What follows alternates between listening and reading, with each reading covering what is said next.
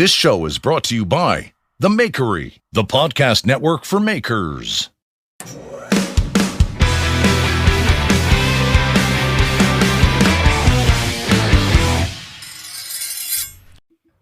What's up, guys? Welcome to Knife Talk. This is the only, well, it's not the only, it's one of the only, it's only one of the only high level. You know what? That's not good either.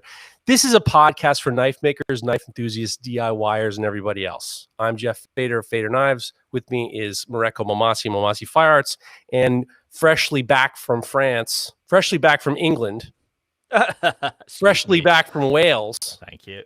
Pardon me. Craig Lockwood of Shop Knives. What's going on? How are we all? Doing good. Good. Tired. Good. Yes. Well, tell me about it. So you said freshly back from France. We had a nightmare journey. So I remember when we went over, I told you how easy it was. 12 hours door to door. Super simple. This was 18 hours stuck in I've never seen rain like it. We're driving through Paris, and driving through Paris is the best of times is never nice. Just because scooters everywhere and it cut in front of you is crazy. But the rain was so bad. At one point, we saw a shoe floating down the motorway. A shoe floating towards us. It was crazy. It was a river. It was basically a river. Wow. So it was a nightmare journey. But I'm back, and it's lovely to be back in the normal studio. Hopefully, we're not going to get any sort of glitches at all or anything like that this week. And it's just nice to be back. So I've been doing some knife stuff, which is really nice. So I've been heat treating springs ready for these folder knives. I've had a full week of it, really. I've been doing that. I've been working on the book, which we've talked about. What else? I joined a band. This week. So, it's something that I've wanted to do for a long time. As you know, when I was younger, I was in and out of little bands, that kind of thing, through school and that. But, nothing serious because, my age, I'm never going to be a rock star anymore. But, there's a local band around here, and they do weddings and they do all the sort of events in all the villages, that kind of thing. And they were like, we need a guitarist. And I'm like, well, okay. But, I'm the youngest in the band by at least 20 years. Holy shit. They're pretty old. Oh my God. So they're like in their 80s? Yeah, well, not quite. 60s. Yeah. So it's a lot of AC/DC, Pink Floyd, Rolling Stones, that kind of stuff. But hopefully I'll be able to sort of wing in a few sort of newer songs occasionally.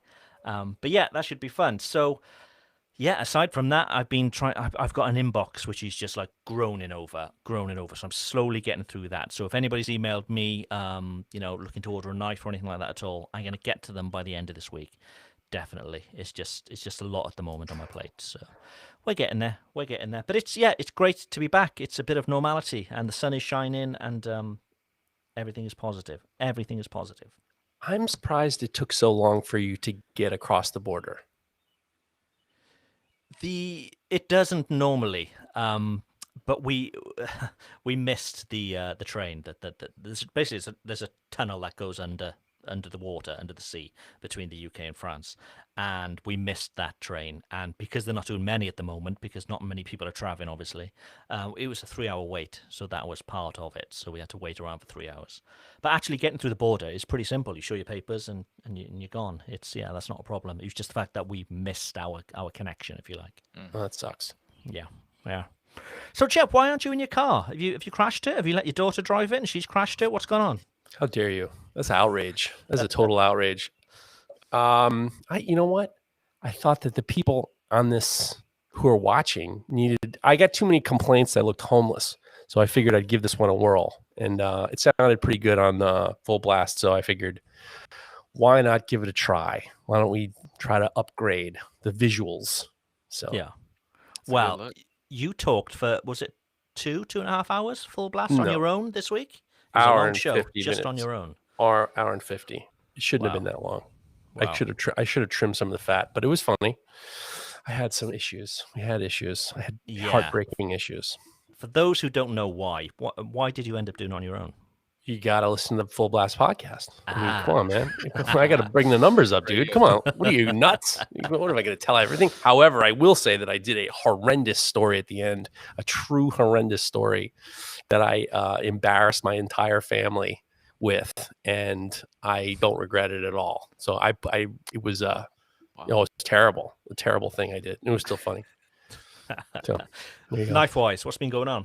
Well, 10 minutes ago, I was gluing up this 12-inch brisket slicer. So I was like pedal to the metal this whole week. I'm trying to get about 20 knives done by the end of the middle to the end of July, just to kind of clear the plate. And I had a friend of mine who I did some postgraduate art stuff with. He came in about a month or two ago, and he had pictures of this Porsche, and it was called the Gulf Oil livery, and it was blue, baby blue with orange and white and black. And he says, you think you could do this color scheme? So I ended up getting some Tiffany blue G10, and I kind of put something together, and I finished it all this morning, and he was super happy. And it was neat to find different colored, different tones of G10. G10 doesn't really have a whole lot of colorway, so I was able to get something real nice. And he's going to stop by tomorrow. He was actually going to stop by 5 minutes ago, and I was just like, yeah, let's just do this tomorrow. I just thought, yeah, that would have been great. Hey man, what's going on? Do my customers coming in, and we do the business transaction on the That would be good. podcast. That would be good. But the colors were incredible. Yeah, it's those old Porsche racing colors, I think, aren't they? Well, the blue's a little bit. I had to go with the blue. The blue from this Porsche is a little bit more like a baby blue, and this blue wasn't. I don't know if I could have probably gone with the royal blue, but I really wanted something lighter, and I've been waiting to try this Tiffany blue. Here we'll brown bag it. I got it from Pops Knife Supply. I've been kind of like going to all these other different places to get some weird stuff. I got some of that weird, crazy handle material that you have.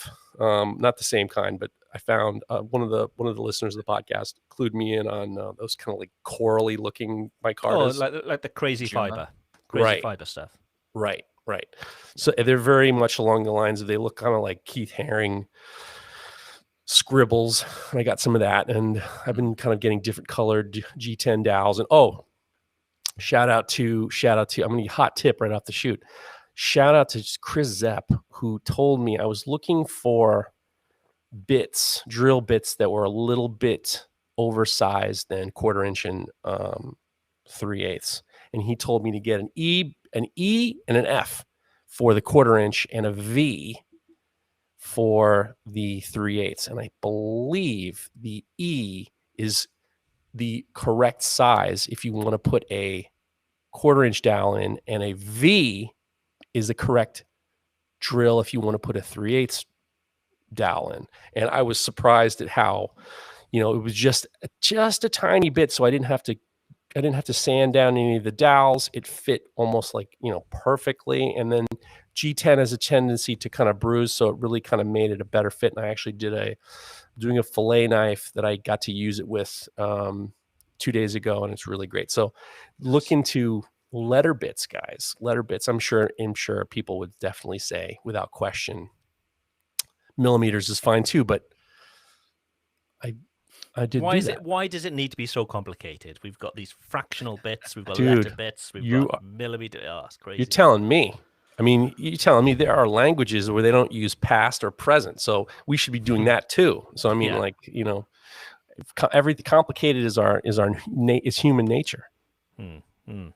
Mareko, your week. What's been going on?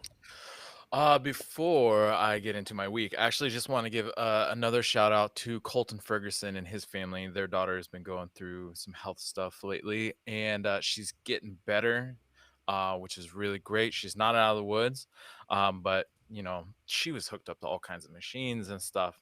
Poor little baby girl's like 2 years old or something like that. Oh, super geez. young. Yeah, she had MRSA, I believe.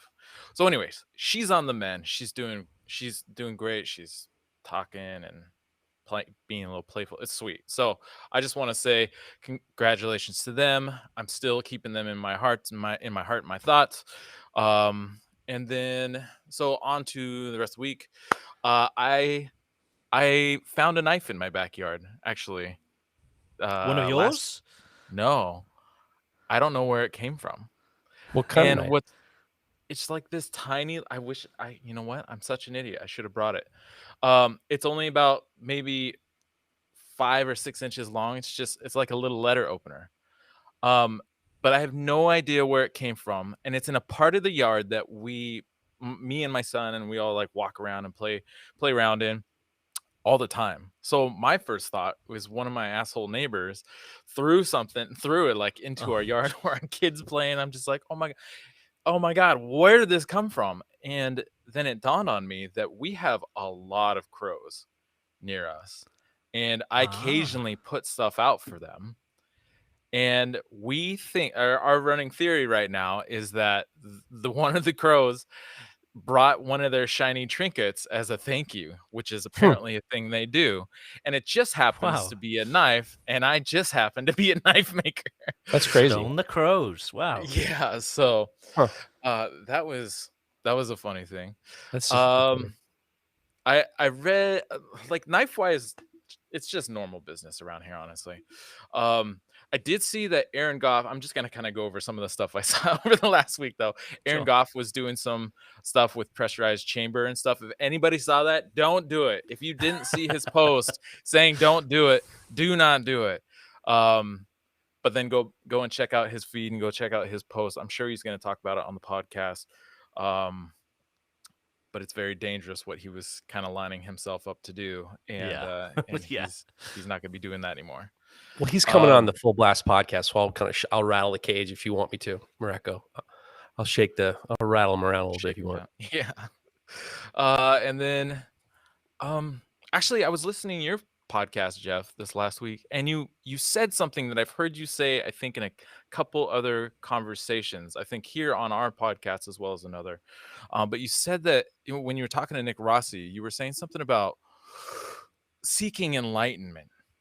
You've mentioned that you're more trying to seek enlightenment through the way you're working or the finding inspiration. I don't know what you mean by that exactly, and I was hoping that you could expand on that a little bit. Yeah, well, I think that what happens is we have the and I'm not trust me, I'm not about to go into the lotus position and give you the fucking third eye. That's not going to happen. But it's more along the lines of even a little pinky.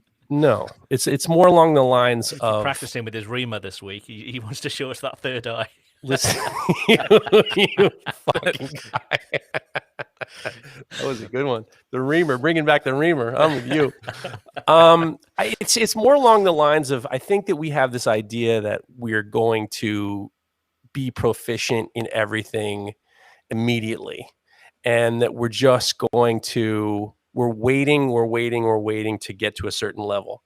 And through everything I've been doing, running has been one of those things, and forging and stuff like that. I've given up on trying to reach a tangible level, and I'm accepting the day to day and understanding that there's growth involved in whatever I'm doing, without being like, what's taking so long?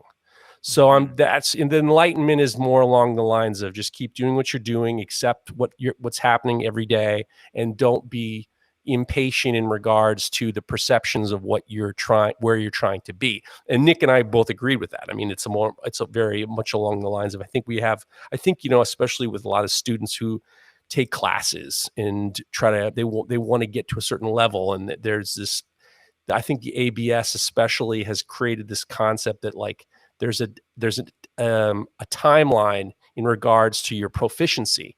And I think that it can be, especially when you talk to a lot of master bladesmiths and journeyman smiths, they kind of say, yeah, you get this, I'm never going to be a master. I mean, if you talk to Jordan Lamotte today, he's going to tell you, I have the designation of being a master, but I have so much more to learn.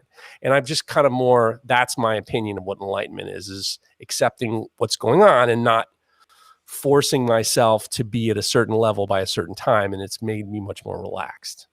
Does that make more sense? Yeah. I like it. I've got a sort of similar sort of theory with that. So, as you can probably tell from the guitars behind, I play instruments, and being in a band is always something I've always wanted to do. And I've always thought, time is running out. I'm never going to be like a rock star, which is ridiculous even to think, because the amount of people who are, minuscule. But it's like we talked earlier about joining the band, but it was just last week I realized, well, I don't have to be in a cool band who are going to get a record deal and all the rest of it, and that's gone. But by not doing it anyway, I'm not fulfilling what I want to be doing. So so I've joined this band now, and there's no way we're gonna have record deals and all the rest, because they'll bloody die halfway in a gig. Some of these they're pretty old. But it's just the fact that I'm okay with that, and I'm making the most of it and enjoying what I'm doing. It doesn't have to lead anywhere. So I think that's a sort of similar kind of feeling, maybe. And maybe you get that when you get to a certain age, maybe, where you think, okay, I haven't achieved what I wanted to achieve, but if I keep chasing that, it's not necessarily going to make me happier. I can just relax and do what I enjoy doing, Maybe I'm just talking bollocks. I don't know. Do you hear the race cars going in the background? Yes. Is that what is that? Well, this is the reason why I usually am in the Jeep. So I'm parallel to this Route 9, which is kind of like a small highway. And on Friday afternoons, especially, people are going full blast on the straightaways. So you're going to be here. I get the gate down, so I get the lighting good. You're going to hear some revving of engines. Yeah, it's fine. It's fine. You can I didn't mean when you were talking about your enlightenment, you were completely blown out of the door. Your doors were blown out by, some race car. So I apologize. We I ruined your enlightenment. We can barely hear it. Barely hear it. Where were we? Yeah. So Mareko, we were saying knives this week. You said it's the same as usual. Nothing special happening this week. Same as usual. I guess I'll finish my week with one last thing from Can Iron. So after the event, they kept all the recordings of all the different conversations and demonstrations. So if any of you have signed up for or attended that, you now have access to that information to go back and refer to. And I owe a big apology. There were times where I was like showing a piece of paper up to the screen, and I was talking in like between the screen and my microphone, and you couldn't barely hear me. Like the sound you were getting was like a little bit like reflecting off my body like this, and it sounded terrible to them. And so I want to apologize for that. If you crank up the volume though, you can still hear what I'm saying. It's very muffled, so I apologize for that. I'm sure it was. Is that available to see anywhere then? You said they recorded it. It's available for attendees, although I wonder if they might like grant access for like a smaller fee or something, because it's like post-event to have access to the different demonstrators and the different conversations. And one last thing. Oh, go ahead. I was gonna say, when Rainy Day shows up, we'll squeeze him. There you go. He's gonna show up in the chat, so we'll squeeze him. Well, we'll squeeze him. He's got a class he teaches apparently right now in the middle of the day, because he's a school teacher. So we'll see. I used to have my ears pierced, or I got my ears pierced when I don't even know what, like my early 20s or something like that. And my kid all of a sudden was like, "Oh, Daddy, where are your earrings?" And so I found my old earrings and I threw them back in. And I was amazed that the holes didn't close up. And that's what she said. Yeah. All right. Open. I'll see you later. Show over. Right. That's it. Fucking hell. Any excuse. You know what? Right. It's we should probably get on with Knife Talk is sponsored by Even Heat, the manufacturers of the finest heat treat ovens available. To find your next oven, go to evenheat-kiln.com.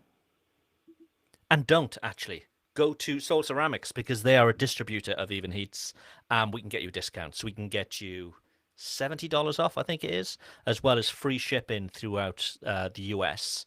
And you can spec the machine exactly how you want it. So if you go to knifetalk.net/heat, that'll take you directly to Soul Ceramics. It'll automatically apply the discounts, and you can spec out the machine exactly how you want it, whether you want the 120, the 240, the extra long one, all the new fancy gubbins or not. Knifetalk.net/heat, and you can also see that down in the description. So it's been a while since we've done any of these, but what do you guys think about...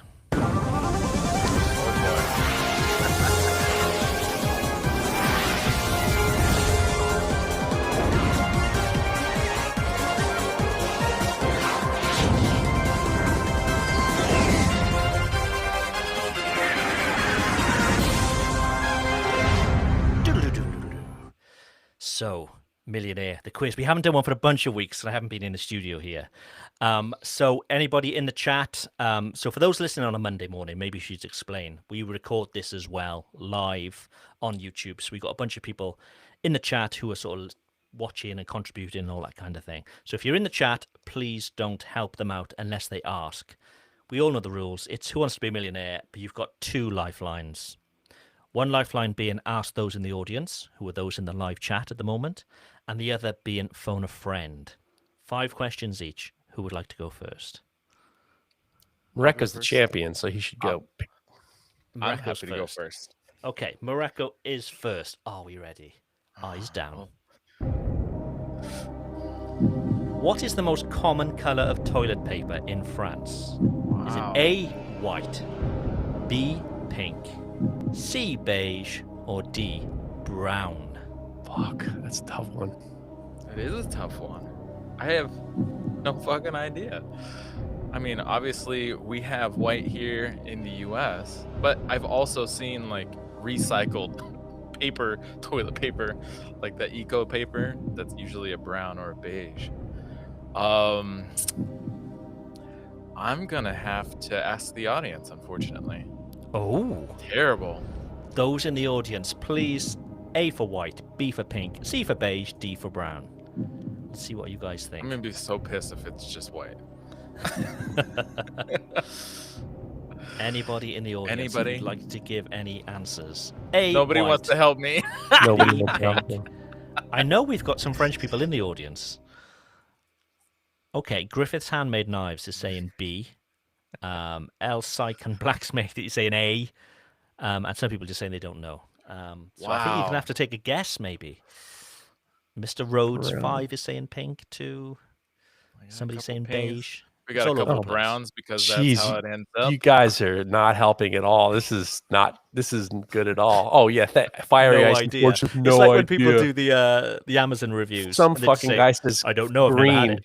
Holy This is cow! gonna be Oh my hilarious. god! I'm This out is, on the color of toilet paper. Dude, You know, I'm trying you're to getting think who. screwed by the audience. You're getting screwed. Can't ask them. No, can't. Yeah, we could try finding Greg's wife again, maybe. No, shit. Literally. That's right. I don't know. I see a lot of bees. Oh god, this is so dumb. I'm gonna say B, pink. You're going to say B, pink. You are correct. You are Thank correct. you, all the people, Sam, Griffith's Handmade, everybody who said pink. Are I you don't ready for know. number- That's a Slay- strange. yeah. Strange. I figured that they wouldn't want anything that would be extra work. Yeah, I think it's a strange one, and I did see it. I heard it this week, and I was like, "Well, that's you would have thought white or maybe beige." But anyway, number 2. The average person does what?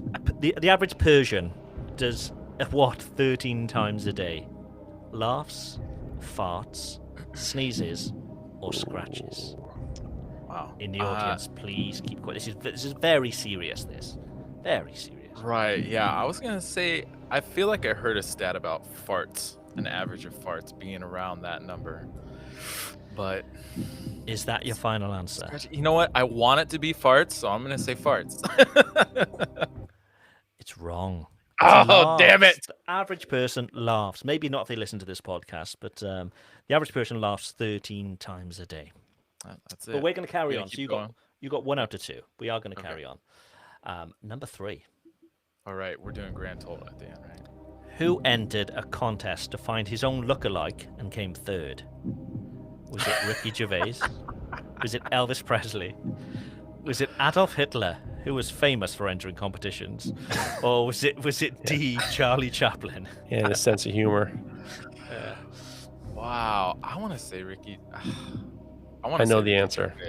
You It's do quite- know it's- the answer. It's quite a common Well, question, this. Okay, I'm gonna say Ricky Gervais because I Is that your know final answer? Jeff is a big fan of Ricky Gervais.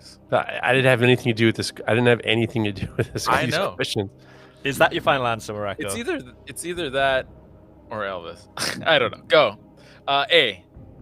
You're wrong again. Shit. See? 1 out of 3. It was I knew I said Charlie against. Chaplin. Damn it. Charlie Chaplin. Who'd have thought? I did. Anyway, Number 4. Oh French my God. artist Aquabus paints cows with what material? Is it bull sperm? Jesus. Is it cow shit? Is it milk? Or is it farmer's snot? Did you make these questions up? Where did these questions come from? I made them up. I hear something on the radio and I'm like, well, I'm going to What make questions. material? Bull sperm. Oh my god. What is this? C. Bull sperm, Milk. cow shit, milk, or farmer's snot? Milk. Wrong again. Wrong again. It's cow Wow. shit. Hmm. French artist Aquabus paints cows with cow shit. Ugh. It's the French view. See, disgusting. This is terrible. I feel like one, I'm definitely not winning, but I feel like I'm also not really learning anything very interesting. At the same You time. know what? You not winning at this is probably a better sign for the person that you are. Quite possibly. Seriously. Yeah, true. Seriously. If you Okay. knew that it was cow shit. I didn't I don't know if also I they're- didn't know that this show was gonna, or this quiz was gonna be so poop themed. Yeah, it's quite broad. It's quite broad, but there's when we got back when we got back to the UK, the next day we were the kids, they need to get up. They've been in the car for so long. We need to get them out. So we took them to the local zoo, and just for the day so they could stretch their legs. And Molly just walking around going, I can smell poo. I can smell poo. So maybe that's why it's stuck in my head. I don't know. I gotcha. Anyway, number 5. Are we ready? Last question. Native to the Caribbean, what sort of animal is the mountain chicken? Is it a turkey, a goat, a frog, or a llama? Oh, And just to say, you've only had one right so far. Yeah. chicken. No pressure. No pressure. I'm gonna say mountain chicken. I was trying to think. The Caribbean, native to the Caribbean. Goats are everywhere. Turkeys are mostly a North American animal. Doesn't say, I mean, native doesn't mean exclusive. Oh, yeah. Mountain chicken. These Turkey. questions. Let's go for turkey. Maybe think about, to give you a clue, maybe think about think about taste, maybe. Not necessarily the way they look. What the fuck? How does that help them taste? Of course they're eating it. So what, then frogs? I don't know what. Jesus, I just want this to be done. See, frogs. I put so much effort into this, and you guys are like, just want it done. You are correct. 2 out of 5, Mareko. Wow. There you I'm go. so That was proud of 2 myself. out of 5. What we'll do, we'll carry on with the show, and we'll come back to Jeff's maybe a little bit later. So, Jeff, Maybe. do we have any questions? We do have man. some questions. Can I ask you a question? Guys, if you want to interact with the show, you can send us a DM at Knife Talk Podcast on Instagram, and you can ask questions. We got some good questions from our listeners. This was a late entrance, but is a good one. Ryanson of Jean asks, "Hello, new to knife making, working with 1075. My knives are not coming out hard after the quench, and it's made me realize how much I don't know about heat treating. What's the best comprehensive resource to learn about annealing, quenching, tempering, and any other metallurgical information?" What do you think, guys? I think his There name we is go. There we go. Ryan, son of Juan. Is I that his feel name he on said Instagram? Oh, right. Okay. Ryanson. I heard you say Ryanson. Yeah. Okay. Yeah, I think the knife engineering by Dr. Laren Thomas. Yeah. That's gonna be your good resource. Yeah, we've had him on the show in the past as well. He answered like questions just off the bat. He knows his shit. So yeah, everybody needs that book basically.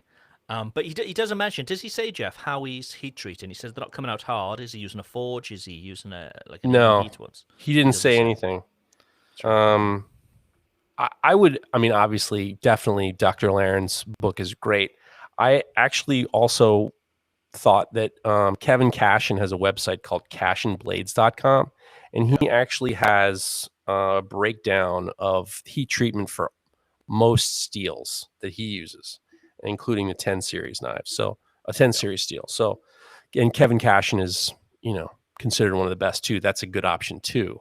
But for sure, my suggestion would be if you're trying to support somebody in this community, support Dr. Laren by buying his book, because if you support him, then he's more likely to do it again. And definitely support people in this community, and he's one of them. Yeah. I think the fact that he's using, did you say 1075? Yeah. Maybe I may think he's maybe new to knife making, and he maybe is using a forge. So any tips for getting good hardness out of a forge, Mareko? Yeah, I mean, ideally, you want to be able to soak any kind of knife that you're heat treating. You want it to be able to soak at critical temperature for a decent amount of time. At least ideally around 10 minutes. It's going to be hard to do that in a forge. One thing you can do, which we've talked about before, is throw a tube in the forge and then heat the blade up inside of that tube. That will help create a more even environment to bring that blade up to. Another thing with 1075 is it can be, depending on its actual makeup, because it's manufactured by a few different companies. They have kind of some guidelines within which they can make a steel, and it is considered a 1075. If it has a low manganese content, lower, or kind of on the lower end of the spectrum, kind of closer to what you like 1095 has, it might be an issue of just not getting it cold enough fast enough. By not having a lot of manganese, that makes it a shallower hardening steel. And that means you got like basically less, like ideally less than a second to get it down below 900 degrees. It also could be his quench medium. So whatever he's quenching in, ideally you're doing it in like Parks 50 quenching oil, which is a fast quenching oil. Its ideal temperature is between about 50 degrees and like 110. And but if you're using even, if you're heat treating on the forge, you also might just be using like canola oil. So you want to heat that canola oil up so it has a kind of like a higher viscosity, and it's a little more fluid, and kind of running thinner. And that way it'll also quench and cool that steel faster, which is kind of counterintuitive. You have to heat the oil up before quenching, but that's what you want to do. Cool. I think that's quite a thorough answer. Macduff Forge has contacted us by... Contact us via DM at Knife Talk Podcast on Instagram. It's that easy. And he says, where do you get your micarta and G10s? I've searched around a lot, and I find it hard to find a place with a variety of synthetics. I'd love to know where you get yours. And he says, thanks, love the podcast. I'm not sure where you're from, Macduff, but I'll go first, and I'll just say that here in France, Mercant is brilliant. They stock so many different handle materials. They're brilliant, and that's mercant.fr. But in the States, Geoff, you talked about Pop Supply recently. Yeah, Pop Supply, Alpha Knife Supply. I usually buy most of my sheets from Alpha Knife Supply because they sell them in bulk, big sheets, as opposed to buying just strips. Most knife supply stores sell G10 and micarta. A lot of times, USA Knife Maker, Jan's, they all have handle material. Maker Supply, it's called Maker something Supply. I just bought some stuff from them. And Alpha's where I buy the bulk of my G10. Right. Okay, cool. I would also... Sorry, I was just going to say... Texas Farrier Supplies also sells G10, and if you put Knife Talk 10 at checkout, you can save 10%, as well as on your hand sanding paper or whatever else you need to get from them. All kinds of forging supply, handle material, hardware, whatnot. You can get it from Texas Farrier Supply. I didn't know they had G10. Yeah, boy. You're brown bagging everybody else. No, just joking. They've got a full section there for the knife maker stuff. So yeah, make sure you head on over to there. And I'd also like to say that one of the reasons for me going back to the UK is to go and visit a factory where I'm having some handle materials made, something quite specific. And I've got some samples on their way to me. So hopefully by next week I'll be able to show some and explain what it is. But extremely sustainable. It's synthetic, but extremely sustainable and perfect for knife handles. So yeah, hopefully I'll be able to show those off next week. That'd be cool. Is it some like precious plastic kind of recycled stuff? No, no. This is more of a natural material Oh. than plastic. Yeah, yeah. Maybe Cool. we'll talk about in the after show. You guys, we do a Dude. bit of an after show for you too. They have really nice G10 handles at Texas Fair Supply. Really nice, small pieces, nice Yeah, we got colors, a lot of thin stuff for Yeah. liners. liners. Yeah, Texas Fair Supply is good. Get on it. Get on it, There you people. go. I actually just got I got a package sitting at home from Texas Fair Supply. I got all my Rhino Wet. I bought a pile of Rhino Wet, and I used Knife Talk 10 at Texas Fair Supply, and I peeled off 10% off that in Dasi USA. Nice, Yep. nice. Well, I wish that I was in the States so I could benefit from that. But coming back from the UK, I brought a bunch of Rhino Wet with me as well, just because I can't really get over here. So yeah, Rhino Wet. We're smashing through these sponsors at the moment, but they're just really relevant to the questions. Rhino Wet is the best sandpaper out there. It just saves you time, it saves you money. It's the best stuff. But yeah, Texas Fire Supply stock it. I got mine from the UK from Ground Flat. Yeah, Ground Flat. What's it called? Oh, GFS Knife Supplies. Anyway, they're brilliant. But anyway, Mareko, do you want to take the next question? Yeah, this next one is from Brigham Kendall. It says, "Is it good to forge knives Is it out bad? of a toy?" Oh, sorry, Jesus. I'm good at reading. Is it bad to forge knives out of a Toyota coil spring?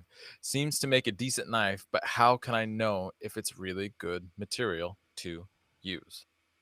Cool. How can Just you to know make that? sure that if you're reading the 10 Commandments, Mareko, you get them right. That you're not killing your neighbors and you're not fucking Right. everybody you see. Bad out of a Toyota, I maybe a Mercedes would be better. I don't know.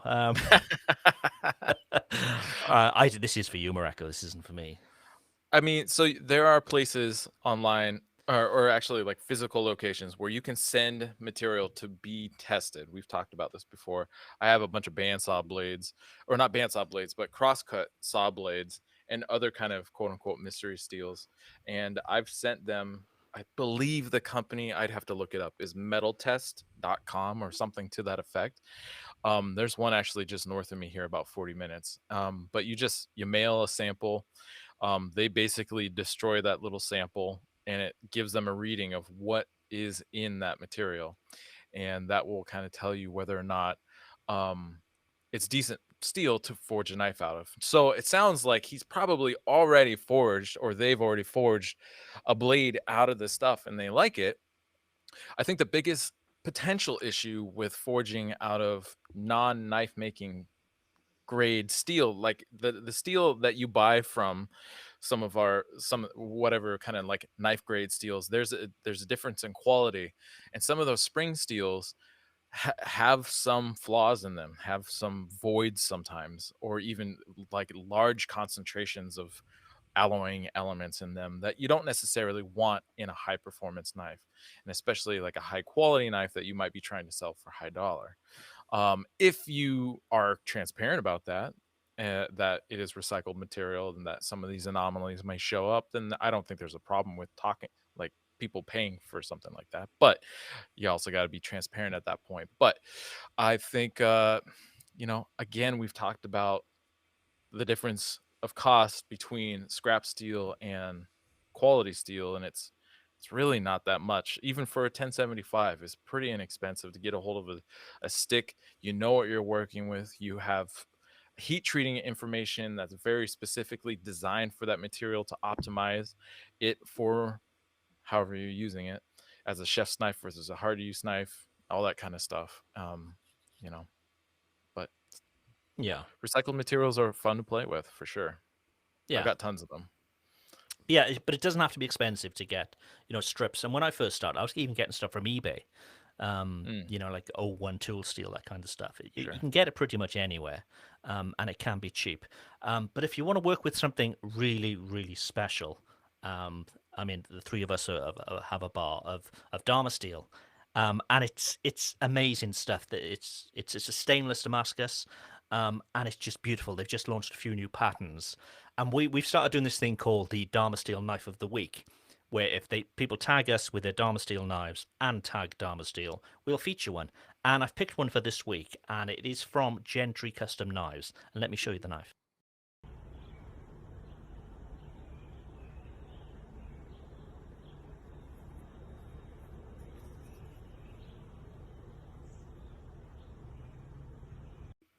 So it's a lovely knife, but unfortunately that video was stretched for some reason. But you can go and see it on his Instagram at Gentry Custom Knives, and it's the Dharma Steel. It's the Bjorkman twist pattern, which is beautiful. And he says here it's build scales with bright red G10 liners. And he says the material is pretty time consuming to work with, but the end result is always worth it. So yeah, it's pretty special stuff. So go take a look at Gentry Custom Knives, and if you've made a knife out of Dharma Steel, let us see it, because I've got a pile here of Dharma Steel, which I'm a little bit nervous to use. So I'm looking for inspiration as well. That would be cool. Geoff, would you like to take another question? I would, and I just want to talk to the people in the chat. If you have questions, feel free to put them up, and we'll get to them. People, and if you're watching us on YouTube Live or Facebook Live, I'm not 100% sure. On both, I think on both. This one comes from our friend Steve House, Moonshine Metalworks. Hey, cuties, can I ask you a question? This might be one for Craig, seeing as how he's a master blade blacksmith, but I'd really like to hear the other guys weigh in as well. I recently finished a carving set as a present for my dad, and that was the first proper knife that came out of kind of okay, and was quickly told by John Ariani that I have to forge an integral next, and you don't argue with Uncle Sunset. So my question is, what is one bit of advice you wish you were given before forging your first integral?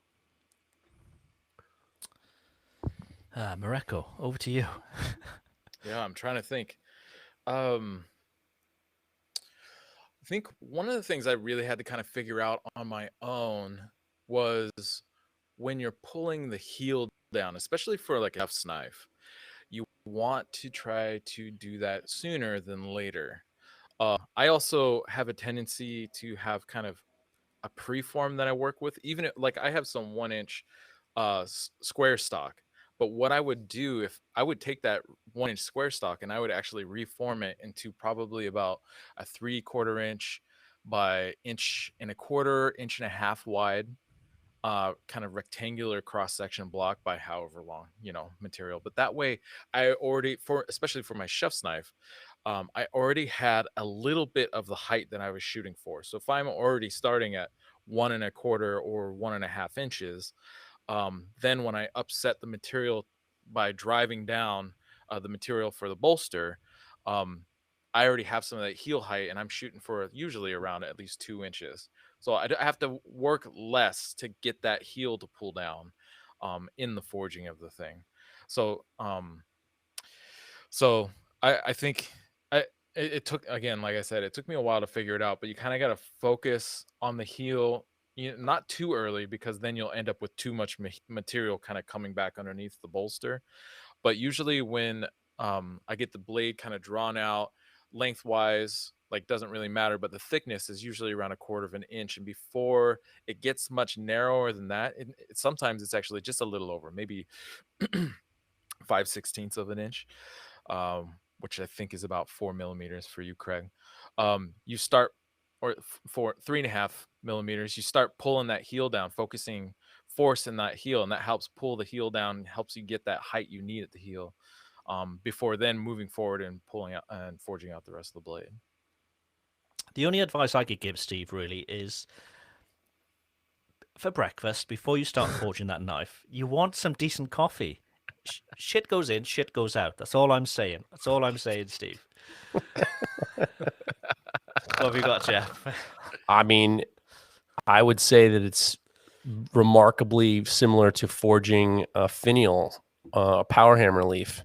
I think that when I was doing railings and stuff, and we were doing a lot of power hammer leaves, there wasn't a whole lot different in regards to the way the material moved in the process, in terms of how you made the point and then how you brought the material down and pulled it out and made that spade, necking it, creating the connection between the bottom of the leaf and the top of the finial and the transition isn't really that much different. So especially because I know the guys over at the Forge, that's Alex Pohl's place. Steve's part of that. They do a lot of blacksmithing.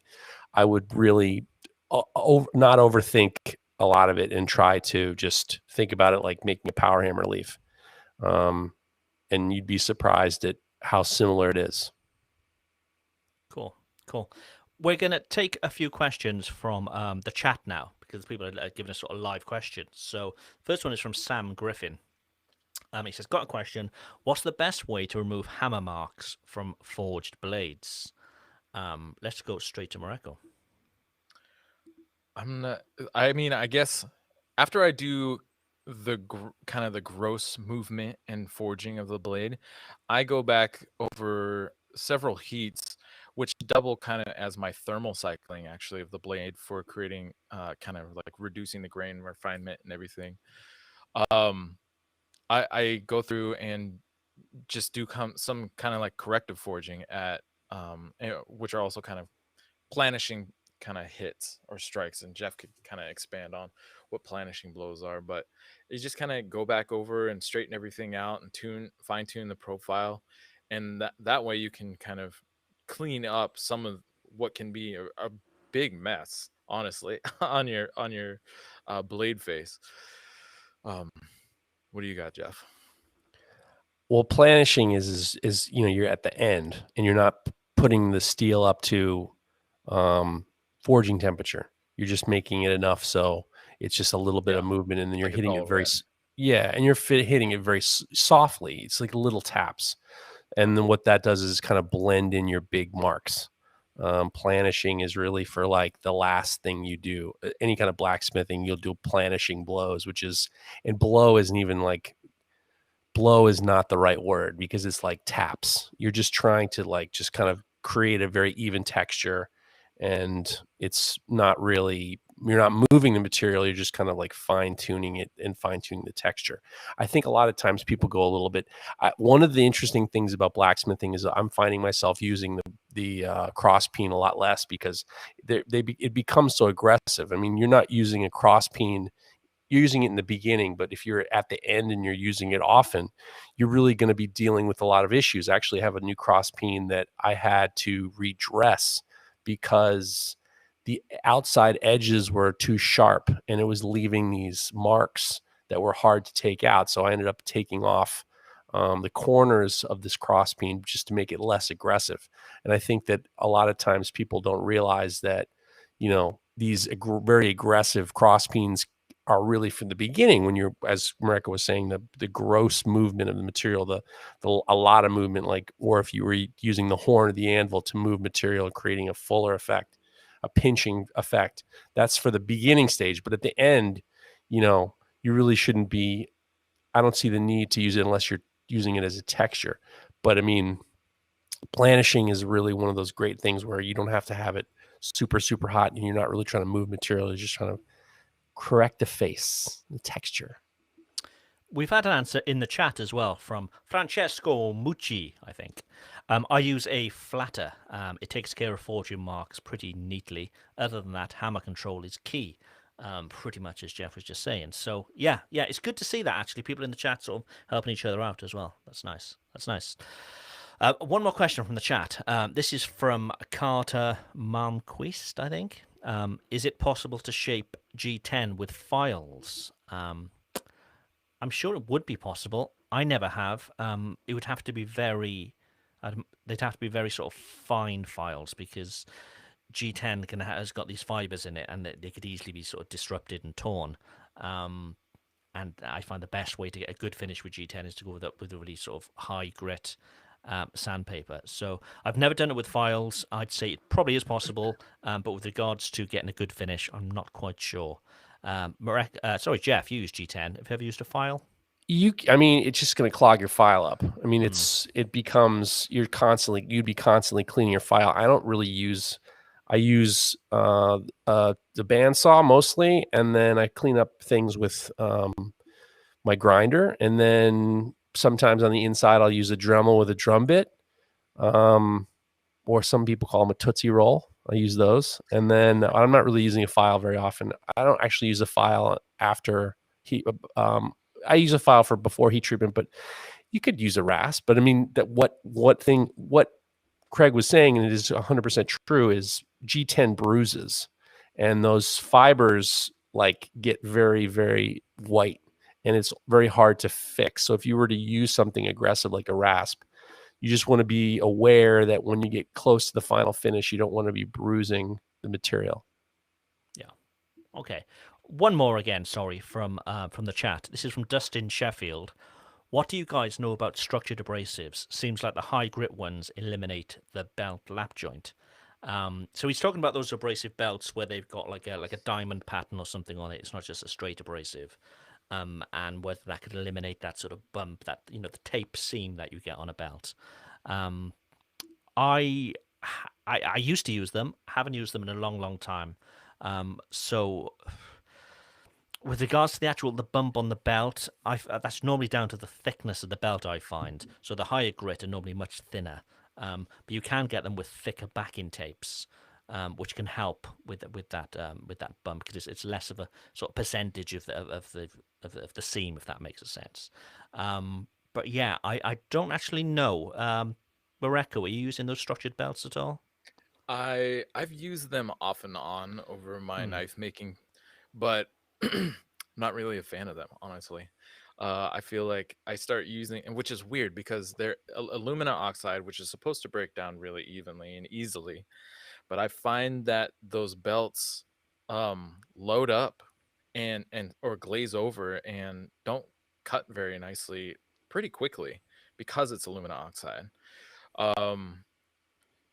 And so, but I mean, regarding the belt bump, I think it probably does help eliminate the belt bump a little bit.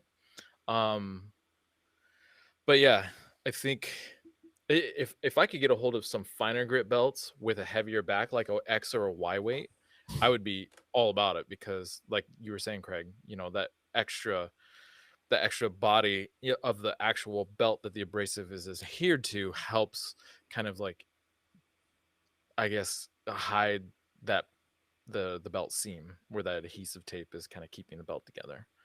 Well, Mareko, maybe I can help you out with that. Combat Abrasives makes the world's best abrasive belts for knife makers. Available in any size at unbelievable prices. Go take a look at combatabrasives.com and get 15% off with promo code KNIFETALK15. Do it now. And they've got such a wide selection of belts, from the structured belts to the ultra high grits and so on. But if you're unsure, maybe you want something with a thicker backing, it's worth giving them a call, because they manufacture their own belts. So it's worth giving them a call. And if you do, make sure you make any order with them. Make sure you use Knife Talk 15. Make sure you get that 15% off. Let them know. Let us know. Helps us all. Sorry, Geoff, I rudely interrupted there. No, I had a trick for, I know exactly what Mareko's saying. They glaze over. It's almost like glazing over is the perfect expression. And I don't know who I saw do this video a number of years ago, but if you have one of those, like a gator belt or something like that, if you take a flat bar of steel, and then just push it into it while it's running, you'll cut through that glaze, and it'll all kind of be normal again. You're almost like dressing the structured abrasive. It does work. I don't do a lot of belt finish, so I don't really use it. I have a couple. Sometimes I'll keep them on a slack belt, and if I have to clean up some oyster knives, I've used that for that. But I mean, I use so much Scotch. I use Scotch-Brite takes care of all those problems that if I really need, I don't really. But I know what you're saying exactly. Okay. But you can end up, stretching out those structured. I mean, the gator belts at least by putting a bar of steel in and then driving it, and it kind of runs through that glazed part. Yeah, I was trying all kinds of stuff. I was using old files to try to dress the surface, or what is it? Will Stelter was using a wire brush, like one of the heavier wire brushes, to kind of break that up too. And it kind of, either time, it does open up the abrasive a little bit again, but then it glazes over like 5 minutes later, and I'm just like, right, fuck this. Yeah, And who so needs that? I just Yeah, using I know that. what you mean. Yeah. Who needs it? Okay, Geoff, we've waited long enough. I think it's time. Ready.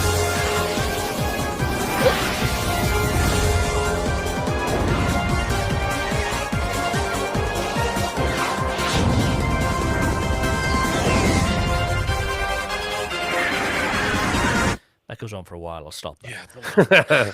Okay, Jeff, are you ready? All the time. 5 questions. You've got an Ask the Audience, and you also have a Phone a Friend. Okay. Let's go with question number 1. What is Oh, for fuck's sake. Scooby-Doo's full name? That is crazy. That is a crazy question. Is it Scooberth-Doo? Is it Scoobert-Doo? Is it Scott-Doo? Or do you not have a Scooby-Doo? This is new Scooby-Doo shit. Scooby-Doo never had a fucking full name. It was Scooby-Doo.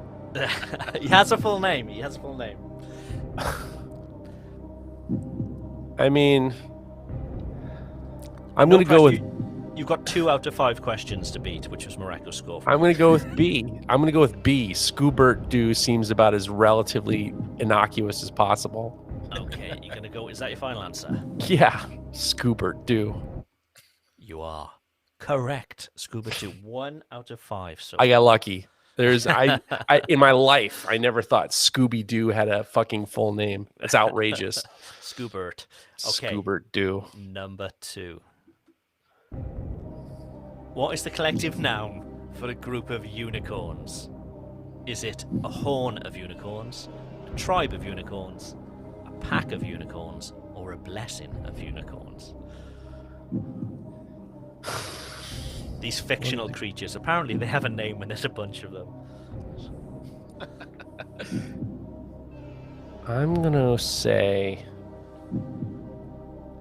a pack is it's not fruity enough. There needs to be more of a fruity name than a pack. A blessings almost is too fruity. A tribe is a little bit too, I don't know. I'm gonna probably go with a horn. I need to call Pariah Knives. Someone says, you know what? You should call Pariah Knives. Griffith is right. You should definitely call Pariah Knives. Let's have a look. He would know. Do it. He is a fruitcake. He's not really a fruitcake. Call Chris Adelhart. See Okay, if he, let's have a see if look. he wants. Pariah Knives. Let's see if we get a pickup. Pariah Knives. Here we go. Message. Call. It's ringing. Chris is the man. Contacting it saying, ooh, the pressure. Is he going to pick up? It'd be good. It's not looking good. It's not looking good. All right, well.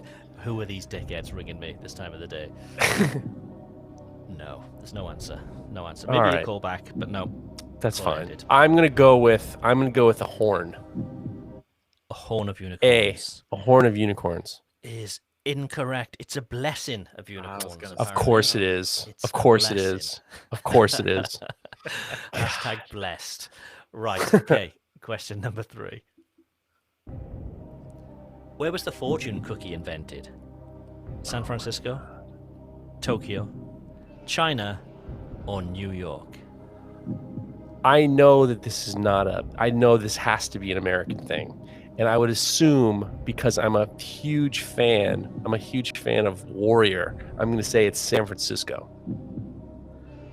Is that your final answer? Yes, San Francisco is my final answer.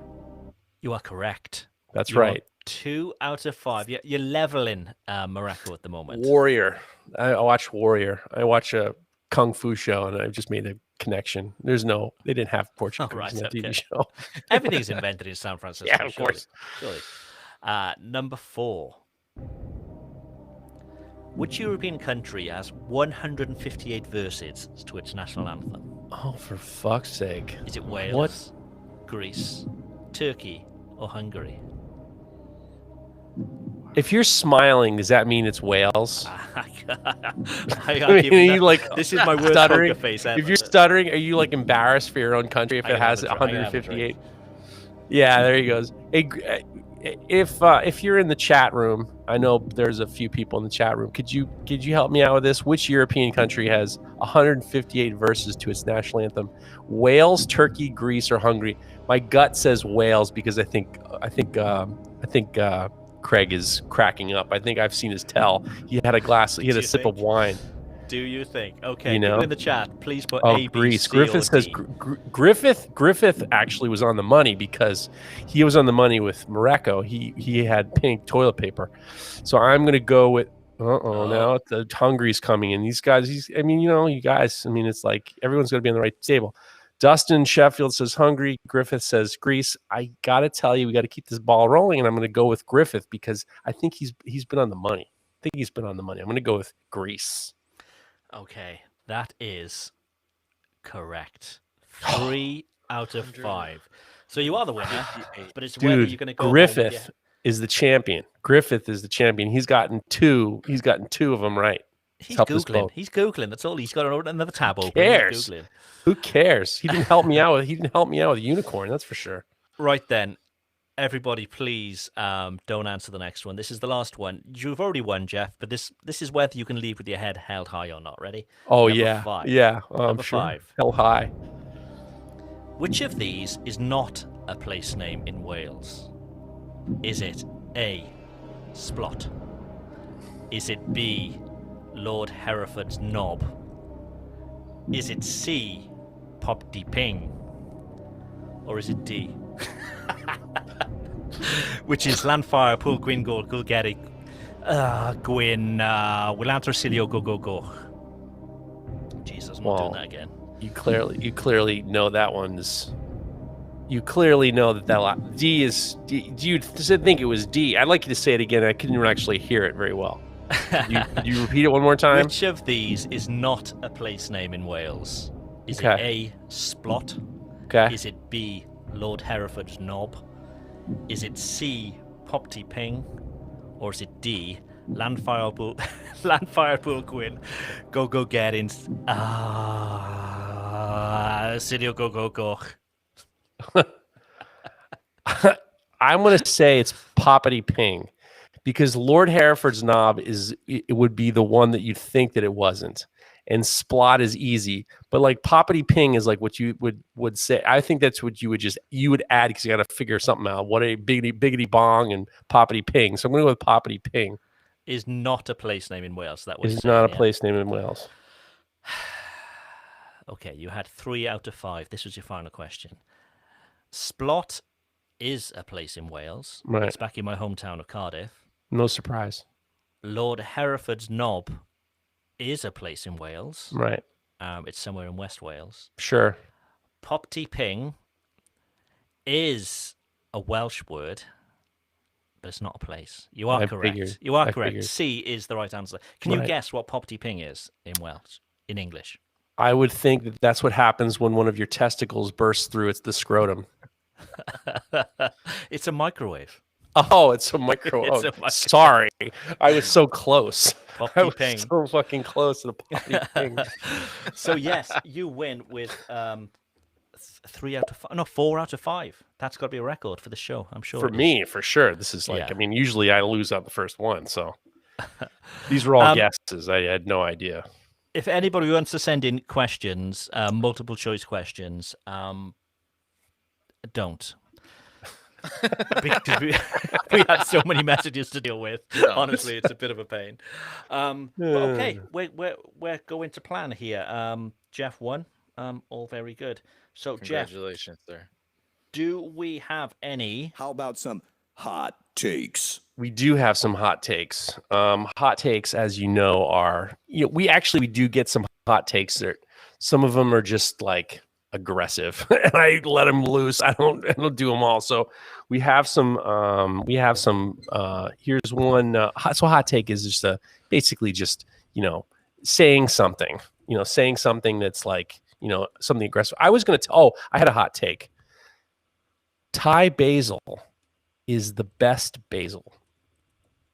Oh, okay. We grew some Thai basil, and I threw it on something, and I thought to myself, this fucking thing, this is the best basil. Thai basil is the best basil. That would be a hot take.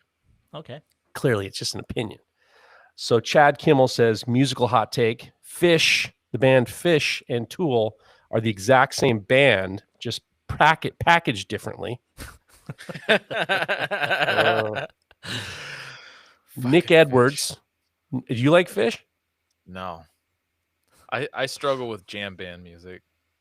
Right. I'm not a Dead fan either. Hmm. I like some of the stuff, but I don't like 20 minutes of it. You know, like 20 minutes of that's actually a very good explanation of why you shouldn't like jam bands. I like music, but not 20 minutes of it. That's a fucking that's a hot take. Fucking song. That's a hot take. I like music, but not 20 minutes of it. That's a perfect hot take. That's your best hot take. That's your best hot take ever. Nick Edwards says, here's a hot take. Knife making makes you fat, period. I agree. What? I agree. Knife making makes you fat. Gregory James is doing it. He's going deep. He's saying, hot take. Cotton Eye Joe is redneck Zumba. You guys knew what that meant? Because I said, what? What? You've never seen people dance to Cotton Eye Joe? No. It's like the worst line dancing ever. It's the worst. Yeah, it's so ridiculous. All right. Well, nice job, Gregory James. Got to laugh at everybody. Trevor Warrow says, hey, QD, I have a hot take. Corby bolts that have a threaded hole that goes deeper than the shoulder of the bolt. So when I shape down the handle, the head of the Corby bolt grinds down and I hit the hole. These Corby bolts can go straight the fuck off. I don't think this is a hot take, but one thing I have noticed is manufacturers of some Corby bolts, when the female end, the female end, sometimes they drill it too far past the shoulder. So when you grind down, you'll bump into the hole. Yeah. And I've had that before, to the point where I had to call the company and say, look, I'm having too many of these. And they said, well, how many left do you have? And I'm like, I have 200. What am I going to do? Grind all 200 down? So what I started to do was I made like a needle. I took like a needle and I'd mark it on how deep it went into the female end. Yeah, like a depth gauge. Yeah. A depth gauge. And then I could measure if it was going to go past or not. I've had really good knife makers send me knives where you could see the hole in it. It's something that's really, really annoying. It's definitely not good. And a lot of it is mostly because either you've mismanaged your depth or the machinists who do it were like, having a poppity ping in the middle of business. And, Nico Kalu says, hello from Greece. I have a hot take. Mr. They Jeff. have 158 verses in the national anthem. He had a pretty good hot take. I'll have to talk to him. He'll have to call in, and maybe we get him to call in and sing all 158 in like the background. That could be the bed of the whole show. That could be the bed of the whole show. Of this Greek guy singing the fucking national anthem. I mean, have him saluting. It'd be great. That's what I'm for. So Nico Kalau says, hello from Greece. I have a hot take. Mr. Jeff asks for unsolicited advice, and then when Mr. Baltic Blades gives it to him, he gets mad. I've got to say, Baltic Blades has tried to call into the show a couple of times today. We're not. I'm not ignoring you. It's just that we're not taking calls for a while, simply because it's destroying the connection. We found last week when I think Ronald Knives called, and I think it's that Bluetooth connection that's destroying it. So I need to get some more cables. When I do, we'll be back into taking calls. So it's nothing personal. Maybe Jeff told me not to answer it. I'm all in with Baltic Blades. I'm all in with Baltic Blades. I'm all in with Baltic Blades. He's a strong personality from Lithuania. Let me just say that. Right. Okay. The strong personality, which I appreciate. He's a rabid fan, and I appreciate your strong personality. Lucas Hansen says, here's a hot take for you. Any podcast that doesn't sling some merch once in a while is not an official podcast. Just looking for something nice to wear on a date once in a while. Well, let's Nah. talk about why we don't do merch. It's difficult. We did merch in the past, and we weren't doing it. We were using like a third-party company. And still to this day, I still get messages from people saying, I ordered a T-shirt like 2 years ago and it hasn't arrived. And I'm like, oh, man, They it's just a sucked. complete and utter ball ache. There's just extra admin that we don't really have time to deal with, unfortunately. And they sucked. Yeah, I bought a shirt and it was like they were terrible. They were Yeah. terrible. Quality-wise, they weren't the best, and it's one of those things. If it's going out and we can't control it, it just looks bad on us, and it's difficult. It's difficult. Fiery Ice Forge says, "What? I love my KTP T-shirt."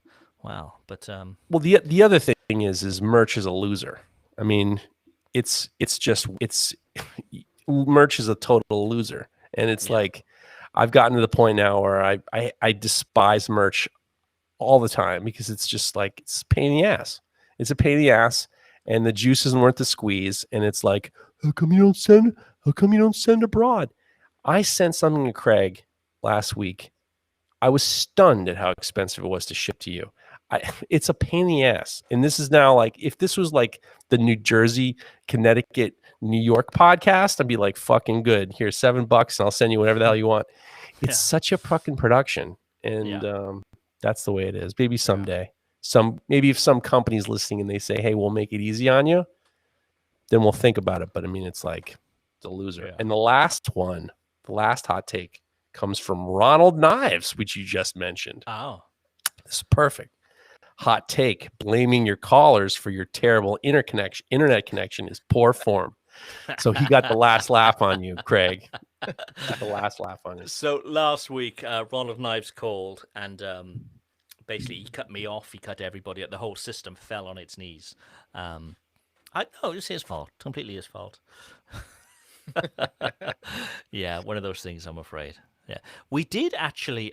Whilst we're talking about being cut off last week, Geoff was telling a story. I think it was the week before he started talking about his blue balls. And that's all I'll mention about his blue balls. Yeah. Geoff, do you want to tell us exactly? You received these blue balls in the post, and what happened? You just talk for a second. Oh, he's gone. He's gone. Geoff's gone. Oh boy. Oh, geez. We'll see if we can get him back. This has gone on for a few weeks now. Actually, we don't know what's going on. I tell you what. Let's go back to another question. Mareko, Okay. do you want to take the next question on the the list? This one's from Chris Jones. He says, quick question on coffee etching. I tried etching my first Damascus knife in instant coffee and was mostly pleased with the results. I rinsed, dried it, and applied a coat of axe wax. However, there are a couple of spots. Geoff is now waving his blue balls right in front of the camera. Did you cut those off of a Smurf? Hey, you know what? Maybe we should go. Again. Do you know there are real problems with people trying to hypnotize people on the radio. Maybe we should try to go for it. You're getting sleepy. You're getting sleepy. Brilliant. What we want to see happen next week, Geoff, we want to see a return of Geoff's shorts, and we want to see the blue balls just slightly hanging out of the shorts, and we won't mention it throughout the whole show. Give me a minute. Sorry, Mareko, you were talking about... Okay, so I rinsed it, dried it, and applied a coat of axe wax. However, there are a couple of spots that have a brownish tint when looking at it in sunlight. It doesn't look like rust, but more like a patina. I would get a patina that I would get with mustard. What is your process after you complete the coffee etch? All right, Chris Jones. Sometimes that happens. And so what it is, it's just coffee staining from the coffee etch. Sometimes it takes on gets on the blade. Sometimes it doesn't. It's not really clear why. And I just don't. I haven't experimented enough to really know the exact reason why it does, and sometimes it doesn't. It might be temperature, it might be your finish, it might be, I don't know, it might be the kind of water you mix the coffee with. Like, it's all kinds of stuff. But I try to do everything so that after I do the coffee etch, I literally pull it out, I neutralize it, I rinse it. I don't wipe dry anymore. I use compressed air to help blow it dry. Because I found that if you wipe the blade while it's still wet, you can actually accidentally strip out some of the black coloration that you just spent the last couple hours getting on the blade. And then, so what I've started doing, and this was a tip from Neil Kamimura, is blowing the blade dry, either with compressed air or by using, like a fan or whatever. Not hot air though. You want to use cold air to dry it off, and then hitting it with wax or oil. But there's something about when that black contrast portion of the contrast hits air, oxygen, it hardens up considerably. It becomes considerably more durable and harder than it is in its wet form. And then when you re-wet it, it still is very hard. I don't know what it is about it, but that's the way it rolls. But I've had to redo coffee etches upwards of a dozen times because there is one stupid little thing or another about it. And maybe I just have issues and nothing's ever going to be perfect for me. But if something like that happens, yeah, there are also like little micro abrasives that you can get a hold of and kind of go in. They're like the size of pencil lead and clean it up. And if you got the time for that, but I would have just done it over, honestly, myself. Cool. Right, before we do our dreams of the week, I've had a thought about your balls, Geoff. I often I'm not surprised. Lie in bed at night thinking about your balls. Of course you are. On Don't my neglect the grinder, chat. I have these jiggly eyes. Simply because sometimes when the grinder's on and if you've got ear protection on, you can't really hear it. But if the jiggly eyes are moving, I know that the grinder is moving. So I think we should get maybe some KTP branded blue balls and just hang them from the tool table of the grinder. So when the balls are jiggling, we know that the grinder is on. It's a health and safety issue. Yeah. Yeah. 40. You're 40. You're 40 years old. I am 40 years old. You're 40. That idea was slightly older. That idea was 45, 42, whatever it is. But I That's know the the idea. I know the Broadbeck grinder has lots of attachments. Oh yeah. Go ahead. Does it have an official blue ball attachment? I don't think so. I mean, there's always actually they have something new. Broadbeck Ironworks has an amazing 2x72 grinder, and for sure you should definitely get a grinder. And actually, I just got a message from Ryan saying that they're doing a 4th of July sale. So July 2nd and through the 4th. So July 2nd through the 4th, they're going to be giving a free disc sander attachment with the purchase of a premium package or the mega package. And it's not valid with any discounts or promotions. But this is one of the great things about these guys at Broadbeck is they're constantly giving value to their customer. And it's great. I mean, it's a great product. I use it today. I use it every day. That's my number one grinder. I get 3 grinders. That's my number one grinder. I actually just did serrations on this giant brisket knife. And to be able to flip it sideways and to be comfortable with a work rest is everything. And I couldn't have done it without the Broadbeck Ironworks grinder. And if you go to broadbeckironworks.com and put in promo code KnifeTalk10, you can get 10% off. Not for the July sale. The July sale is for the 2nd through the 4th. There's no promotions. There's no discount codes for that. Buy the premium package or buy the mega package and you get the free disc sander. But they're a great company. They did great at Blade. Everyone's very happy with them. I'm very happy with mine. You guys are happy with yours, and you can also buy the attachments. If you don't have the grinder, you can just get the attachments and then, retrofit them easily into whatever you got. Yeah. So there you go. It's a hell of a deal. Get the disc grinder too. Hell of a deal. Hell of a deal. Okay. Dreams for the week, where we'd like to be this time next week. And if you're still in the chat, let us know what your dreams for the week are as well, what you're currently working on that you'd like to see finished. But Mareko, maybe you can go first. My dream for the week is for my ass to stop hurting sitting in this damn wooden chair that I'm sitting in. Too many jokes going through my head at the moment. Only you would be thinking about them, Craig. That's right. Only you, Craig. I wouldn't. This time next week, let's see. I'm hoping to be alive. Actually, we're going through a heat wave right now. It's 90 today, Fahrenheit. Oof. Tomorrow's gonna be 100, 102. Ooh. Sunday's gonna be 108.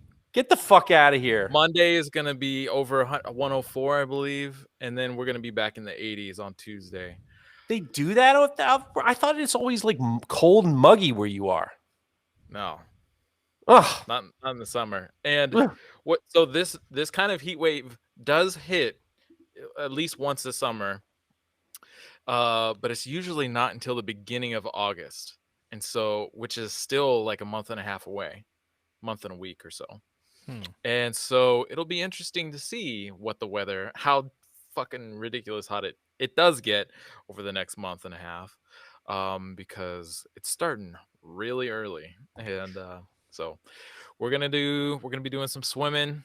We're gonna be staying staying inside the house where it's nice and cool, trying to avoid heat stroke. So yeah, I hope to see you guys next Friday. Oh, come on. Don't all. be that You don't way. die. No, of course. I mean, No, you're a it's young not man. gonna be that.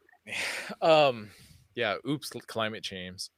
But yeah. Otherwise, I've been doing some heat treating experiments. That I've been collaborating with Peter Swarsbert and trying to figure some stuff out about woots, and they're going well. Actually, I took a blade. This is how stupid I am. This is a side knife that I had kind of partly built. I started it in Connecticut like a couple of years ago, but the blade was finished ground. I had a handle all glued up and ready for sculpting on it, and it's a Woots blade. And I don't have the time to go through and forge another blade out. So it's like, you know what? I'm gonna rip this off the handle and I'm gonna put it through heat treating processes to do some experimenting. So that, and if you've ever heat treated a chef's knife at finished ground dimensions, that means you're losing a little bit of it when you get back into it. And so that 8-inch knife is now a 5-inch knife. But the heat treating experiments went very well, and the banding activity in the Woots blade looks freaking awesome. So my goal, I thought I had it laying here right now. My goal is to get it kind of cleaned up, and so you can see that pattern a lot better and move forward with that a little bit. It's a fun little side project. Cool. And Yeah. staying alive, obviously, which is important. And stay. Ha ha ha.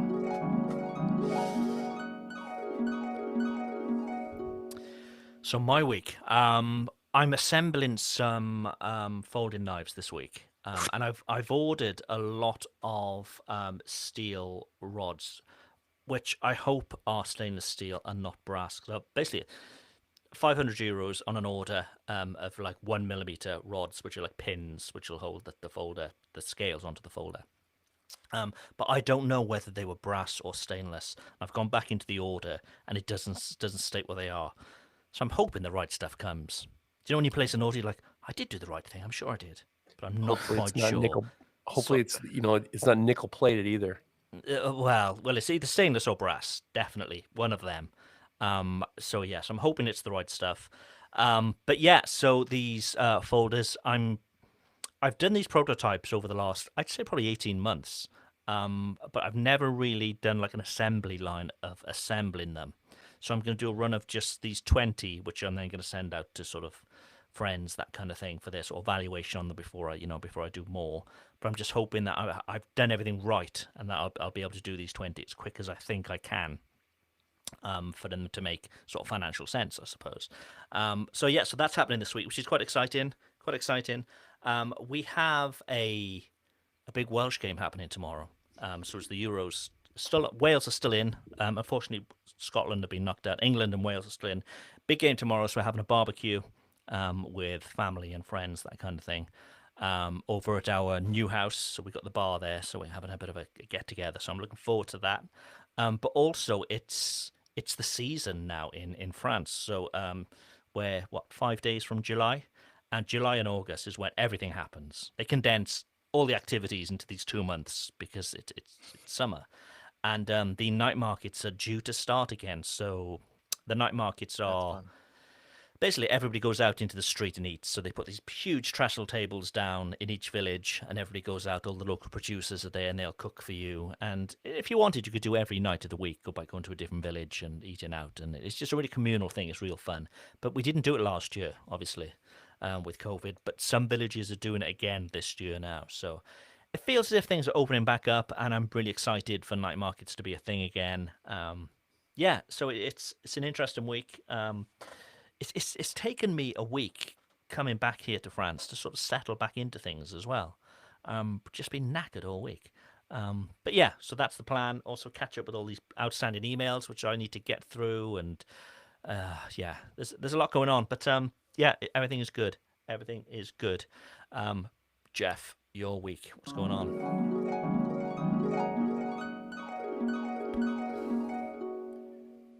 So I was supposed to go to Chris Zepp is having an open house, and I was supposed to go, but something came. Jocko van de Bruinhust. Sorry, I got that. I know I got that one wrong. Said Mareko should make some nice mosaic Damascus for a limited edition chop folder. So Not a bad idea, Mareko. Not a bad idea. well, there you go. There's that. I Deal's should do that done. thing like I did with Pear, couldn't I? I could put Mareko up on the screen. Sure. Say, Mareko, what do we think about making some Damascus and sending it over? Yes. Let's do it. Sure. That'll be good. So I was supposed to go to Chris Zepp's event this weekend, and something came up, and I have to be on car duty for part of tomorrow. So I got to do a sculpture for Wait, show. just a sec. Are you doing like car wash over the weekend? Are you like getting into a bikini and you're like washing people's cars or something? Yeah. Yep. Washing your car. This is the windshield wiper for you. This is the chopped windshield wiper. Can you imagine? Very Yeah. horny. So if you're easy, my kid has got a couple jobs, and there's this weird, for some reason, there's a weird crossover. She's a very short window to get from one to the other, and I've told her that I'd make sure that she gets there on time. So I'm actually gonna. I got a sculpture I have to do for the Center for Metal Arts. There's a event, and they asked me to be in it, so I'm going to do that. And then I got asked to teach in another place when we're going to work the details out next week. So it's very exciting. I'm trying to get everything done before I go out to Wisconsin, and that'll be I like pushing myself, so that's really good. And unlike poor Mareko, the weather here has been amazing. I went to the Yankee game on Father's Day. We had a blast, and we got to see something very rare, which was a triple play, which isn't something that you see very often. And it was really, really cool to be there with real New York fans, and it was a lot of fun. So the weather here has been great so far, and I feel terrible for you at 100, anything over 90 degrees. I'm out, totally out. I mean, I think 90 degrees on the East Coast is worse than 100 degrees here. Because at least when I was in Connecticut, the humidity in Connecticut was horrendous. Yeah, it's I bad. would stand in the shop, not doing anything physically strenuous, and I would be sweating my ass off, like literally dripping sweat. I also think that building. Was designed for like heat absorption. It's true. It's a whole steel roof. I mean, it's concrete steel walls roof and floor, but the steel roof is not doing anybody any favors. That was a real. The air circulation in there is horrible. There was a real plinkety plonk in there. A real plinkety plonk. Yeah. But cool. So, it sounds like we've all got busy weeks coming up, which is all good. But again, thank you all for listening, and for those who've been watching as well, and for those who've contributed this week. If you've got any questions for us, contact us via DM at Knife Talk Podcast on Instagram. It's that easy. That easy. If you follow us on Facebook as well, you'll also have alerts about when we're going to go live. But I think that's a show. Again, thank you all for listening. We shall speak to you all very, very very, very, very soon. Getting sleepy. This show is brought to you by The Makery, the podcast network for makers.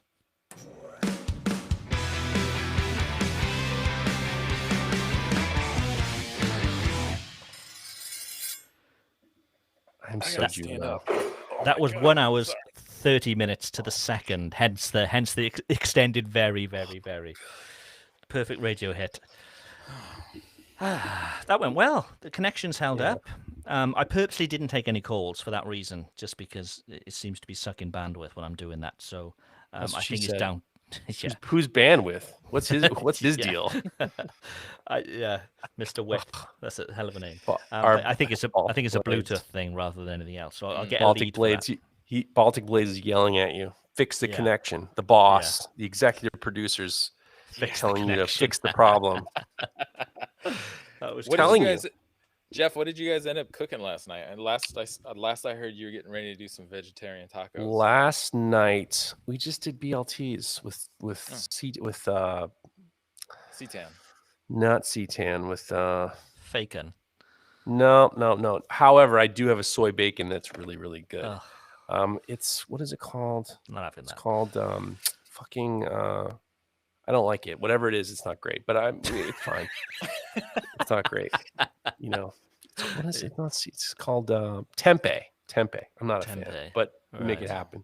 Right. Look, dudes, I hate to tell you this. I like You're gonna have. Yeah, I got bad news for you. It's calories in, calories out. I It's know. not, activity doesn't do it. It's not enough. I know. You gotta cut some shit out. I texted you in the week saying that I'm on a bit of a weight loss thing after coming back from the UK. We just ate our way through the whole sort of 4 or 5 weeks. It was ridiculous. And, summer's come in and, I can't be looking like this for the rest of my life. It's not good. So yeah, what day was it? I think Wednesday I hit the scales. Only hitting the scales once a week. I think if I do it every day, it's going to be sort of demotivating. So it's purely about weight loss for me. Purely just get that weight off. So yeah, I'm having a glass of wine a night. Problematic. Admittedly, it's a big glass of wine as well. I know. But I would hate to tell you my routine is what my routine has been. It's miserable. But like between getting ready between my blood test and getting ready to get my colonoscopy, I already lost another 5 pounds. Oh wow, jeez. But I'm not salivating when it comes to the dinner table. Let me tell you. Yeah. Well, I'm not snacking at all. I generally snack all the time, and I'm not snacking anymore. I'm only eating one meal a day as well. It is a big meal, but I'm just eating one meal a day. What's in your one meal? I want to know. It's not good. It's not a healthy one. 5 meal. turkey legs. It's just a one meal. It's just a normal. It's not a diet meal in any way. But it's something I can really look forward to. But so you're trying to do the intermediate. What is it? What is it called? Whatchamacallit fasting? Like, they call it intermediate fasting. I wouldn't call it that. I just think, I'm not into breakfast anyway. I'm never in the mood for breakfast, but I feel as if I need to have breakfast, because that's what you do. It's the first meal of the day. You get it down you, and I don't enjoy it. So getting rid of breakfast wasn't a problem. It's been a busy week, so getting rid of lunch hasn't been a problem. But by the time it comes to the evening dinner, I'm hungry. I have that, and then that's because I'm sort of full from that. I'm then not needing sort of snacks and sort of sugary goodness afterwards. So let's see how it goes. I feel better already just from sort of 4 or 5 days. And let's see where the weight goes. My wife calls intermittent fasting because I know so many people who do it. Basically, the idea is that you're just not eating 16 hours in between meals. So you have your lunch as your first meal of the day, then you have dinner at an early hour, and then you're apparently intermittent fasting. And my wife says that's some hipster. She called it hipster anorexia. Quite possibly. Yeah. Baltic Blades is Craig, try paleo. No. People who do paleo generally smell bad. They don't smell good. What? It's paleo. It's not good. It's never these fads. It's zero. Yeah. None of these fads. It's got to be a lifestyle change. I agree. Yeah. It's slow and steady wins the race. And I've been kind of working on, eating in a way that I'm not miserable Mm. and being on the healthier side since I, for 15 years. And now it's like, now I'm just like kicking it in. And I just didn't want to be at a certain age. And the doctors say, I had a friend of mine, a good friend of mine, just had a heart attack. And Oh, he's just wow. a little bit older than I am. And Yeah. he had a diet that was just, wasn't great. And he exercised, he weightlifted, he was in, but Mm. he had 90% artery blockage. And it's Jeez, like, jeez. it gets to the point where I don't want to be in the position. I never wanted to be in the position where I had to make drastic changes later in life. So, I Yeah. mean, I started suffering when I was 30. And then Yeah. now I could be 100% vegan and be perfectly happy. I'm not, but it's made life I'm- changes a lot easier. I'm such like an emotional eater, so if I'm happy, I need to celebrate. I'll celebrate with like a big meal. Right. If I'm unhappy, I'm just eating, And if anything happens, I need cheering up. I can eat. If I eat, it gives me that little hit, and I feel a little bit better. And it's. I know it's all in my head completely, Right. So it's just changing that sort of mentality and knowing like, well, actually, I don't want this. I picked it up just out of habit. I don't really want it. And with the girls as well, they're coming up to 3. Our job at the moment is to give them as much food as we can put down them. So there's always just food hanging around, and they're not Right. finishing it, and they're like, "Well, I don't want to waste it, so I'll eat that." And it's just always there. But now I'm sort of second guessing every time I'm picking up that food. It's like, actually, I don't want this really. It was just a habit sticking it in my mouth, Most of the things that people are saying is most of people who end up, it's always your relationship with food and how when you live, how you, why you eat. And that emotional eating is usually a problem. I mean, a Yeah. problem in terms of like, that's your issue. Yeah. I started using an app called LifeSum, and it was just to kind of keep track of, because it pairs with like I've been riding my bike a lot more, and so it helps with that too. But even just like being more conscious, like actually logging what you're eating, whatever the fuck it is, whether it's quote unquote good or quote unquote bad, it just being more consciously aware of what you're putting into yourself makes a big difference in the portions or the kind of food you even eat. I've found a very big difference in the way I'm eating, and I still feel just as satiated and like I'm getting enough food still. It's just I have a habit of, I grew up with not a lot of money, and so there's like this poor kid inside of me who's just I have to eat everything, or if something's like especially delicious, like I got to get as much of it as I possibly can because I'm never going to eat something that delicious ever again. But that's not the reality. That's not Yeah. my reality anymore. And so Yeah. it's also kind of like for me personally trying to figure that out too, where I gotta tell the fat kid inside of me, or the starving kid, I guess, moreover, the starving kid inside of me, that it's okay. There's plenty of food. You don't Yeah. need to eat everything right now. I think most people sort of eat when they're hungry. That's what we're designed to do. Obviously, we get hungry and eat. But my sort of the way I've been living the last, I don't know, probably 15 years is 100% is full, 0 is empty. If I'm not 99%, I need to top that up all the time. I need to be, that's the way I've been thinking, and it's just like and I'm starting to realize that that's not good for good for no one. So yeah, it needs to come off. Yeah. And it like Jeff said, for me, it can't be a drastic change of something that isn't sustainable. Yeah. It No, it needs doesn't to work. be it needs to be a sort of a change of habits completely, by not just cutting everything out, because then that's not going to last. I'm just going to break No. down one day and find myself in the corner crying, feeding chunks of chocolate into my mouth. Yeah. Why does that not surprise me? Cheese. Yeah. And Yeah, you're or like, cheese. and you're like quart container of wine. Exactly. I think that, I mean, for me, it was more along the lines of like, I haven't had a scale in the house and we don't want one in the house. And it was more for me preparing for my blood tests because I wanted to make sure that my cholesterol was good. Yeah. And that turns into, I know what, if you, try to have good cholesterol and not have diabetes, you know what you need to not eat. And it was very, very, it was easier for me to make those changes, especially with, my girls are, for the most part vegetarian anyway. So we, whatever it takes. Yeah. Whatever it yeah, takes. Yeah, it's got to happen. But At I that mean, I stage- feel it. I feel a huge difference in the past few months. Huge. I mean, you can see it in my face. I've lost, I've lost some weight. Yeah. Feels good. No, it's good. It's good. And are you feeling more sort of active and more energized too? I feel lighter in my clothes. I feel like I don't have an ass because my pants fall down. I feel I don't have as much weird back pain.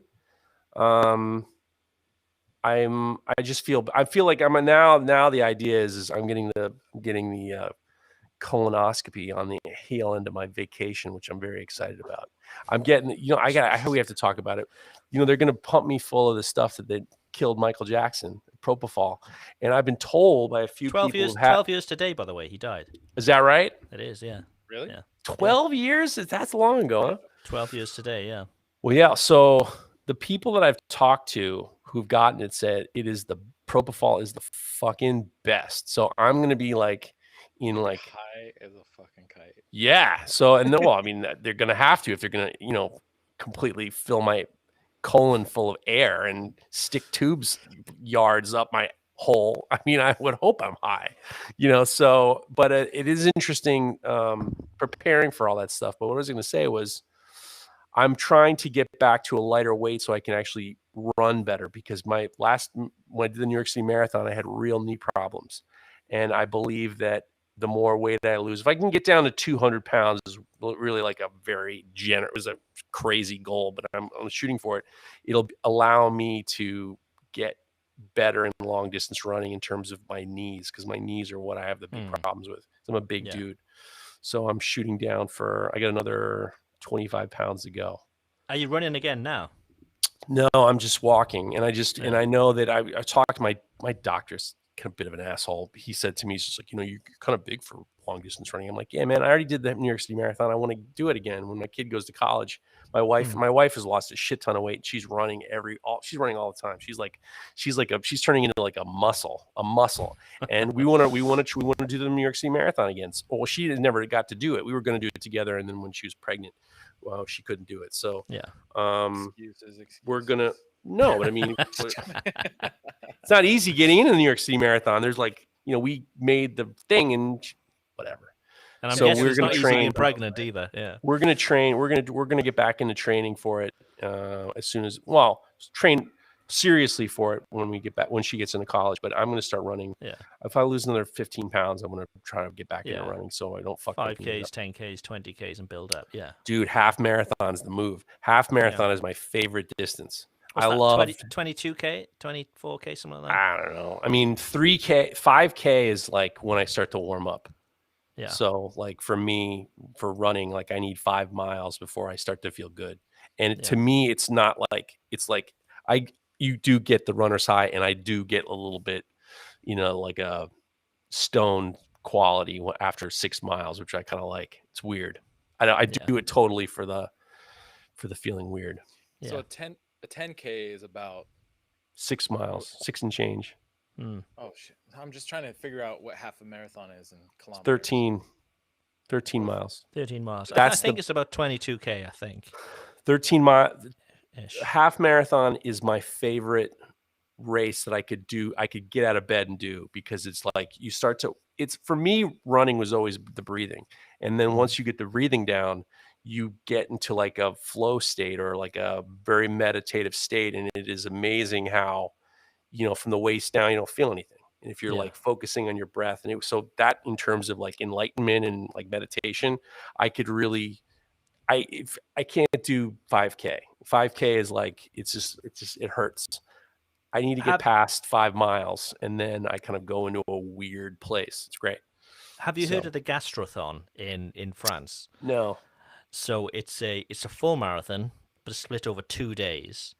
And basically you go from winery to winery. Oh my God. And they feed you, they water you, and most people just walk it, because for obvious reasons. But yeah, it's the gas. I'll have to send you a link. It definitely. I see the pictures every week, and it just looks incredible. It's brilliant. Yeah. Safraz says Jeff's getting high on life, and I have one more thing to say. my kid, we've been getting our favorite dessert now are like these fucking vitamins, these gummy vitamins. So we got melatonin. We got melatonin vitamins, and they like make you sleep hard. So last night, my kid was just like, yeah, I took 2 once, and it was like, it really fucked me up because I was sleeping and I was like having terrible dreams. I'm like, let's see what happens. So I took 2 of them, and I went into this fucking dream world where people were flipping cars over, and it was fucking bananas. So tonight I'm going to do 3 of them, and I'm going to fucking find the madness. I'm like, I woke up and she's like, my wife said, how do you feel? I'm like, I was in this strange world, and now I'm going to be doing a dream exploring. I'm going to be like snorting fucking melatonin gummies. Friday night. Woo-hoo. Oh yeah, this is my new bender, is like, weird sleeping dreams and stuff like that. It's hilarious. So your Father's Days. So Geoff, you went to the Yankees. Sound like you had a good time. Great time. Yeah. What Mareko? What'd you get up to? We went over to my brother-in-law's house. Him and his family just got a new place that's only about 5 minutes from where we live, and it's this beautiful old. I think the house was built in the 50s. I think there used to be a local politician who had the house built, and so they have like an old finished basement that has a bar in it, and it has a whole second kitchen downstairs. They used to have like caterings and all the like. It was this kind of shit where like, because we live in the capital city, so these senators or legislators would come in, and it was all about the after parties. That's where all the business was being had. So anyways, they have a great place. It's on this beautiful property. It's backed up to a wildlife preserve, which is like, what else can you ask for? Because it's like 200 acres right behind them. That's just nothing, but just beautiful. So we went over there, hung out for brunch. I drank several mimosas, and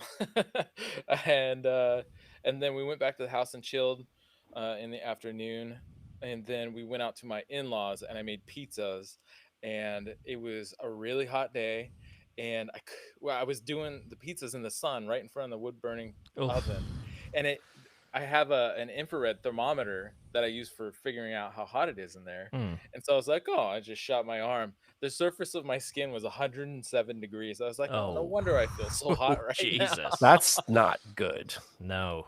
Wowzers. No, but I spent hot weather. But it was spent good Father's otherwise. Day in a car with 2 shitting toddlers behind me. The stench was incredible. It was yeah. It wasn't the most memorable of Father's Days, but I was within a meter of everybody I love. That's one way to look at it. But yeah, Jesus, it was a hard day. It was a long, long day. Wow. Bad. Anyway, I think that's a show. Geoff, before we go again, because we've tried a couple of times now I want to find out who those balls were off. What do you mean who these balls were off? Who sent me these balls? Yeah. Very sleepy. You're the man.